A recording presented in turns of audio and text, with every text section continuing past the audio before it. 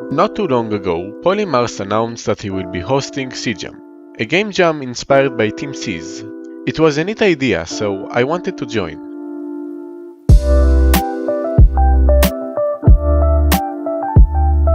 My game idea was pretty simple but doable.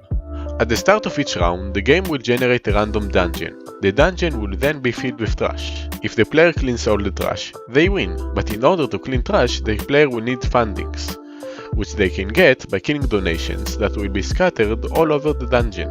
So about a week before the deadline, I opened up Visual Studio Code and created a new project using my custom engine I wrote in Rust. It was pretty bland, so I added a sprite to the world and gave it a beautiful texture, and that was it for that day.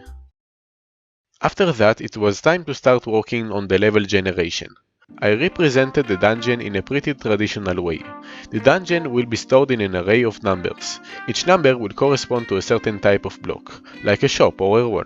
Using that method means it will be really easy and straightforward to apply a fancy level generation algorithm. But it also means that the game will have to draw each cell of the dungeon array separately, which can cost a lot of performance. So it was necessary that the dungeon will be performance efficient before I can do any type of proper level generation.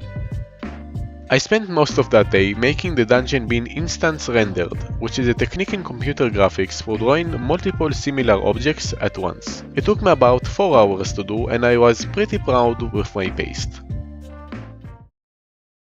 The next day, a really weird thing happened.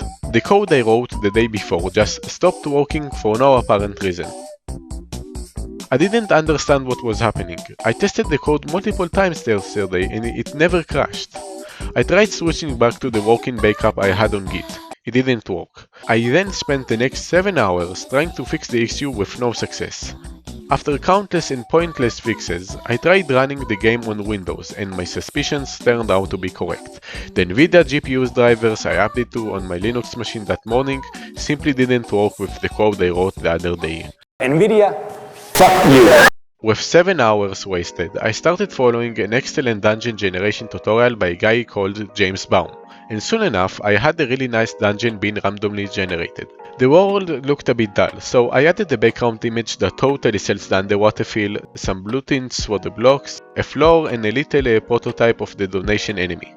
Next I started working on the player. I added the ability to clear trash piles, but it was currently free, and we don't like that. So I gave the player 3 really important stats: funds, awareness and funds per chunk. The initial stats are pretty trash, so I added a shop in which you can upgrade your stats. With that done, the core of the game was almost complete. The only thing left was adding the donation enemy. Adding the enemies was pretty easy. The AI is really simple. Once the player gets into detection range, the enemy will try to get to the player in a direct line. If the enemy is within shooting range, it will spawn a projectile that hurts the player. At least that's the theory. Adding the moving part wasn't that hard, but making the enemy spawn a projectile required a bit of digging into the documentations of specs, the entity component system I used for that project, but it was surprisingly easy to implement. I made the player able to shoot back and kill donations as well. Of course, the core of the game was now complete. That was nice because time was starting to run out. Now that I had a working gameplay loop, it was time to polish the game. I was still using text menus in the terminal, which wasn't that great, but when I added a GUI library to the game,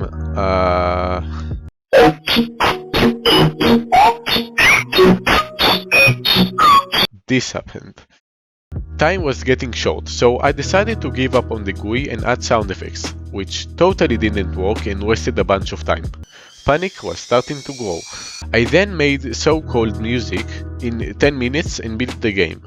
Okay, the game is pretty crappy, but working, and I still had 10 minutes to go. Let's do this. Wait,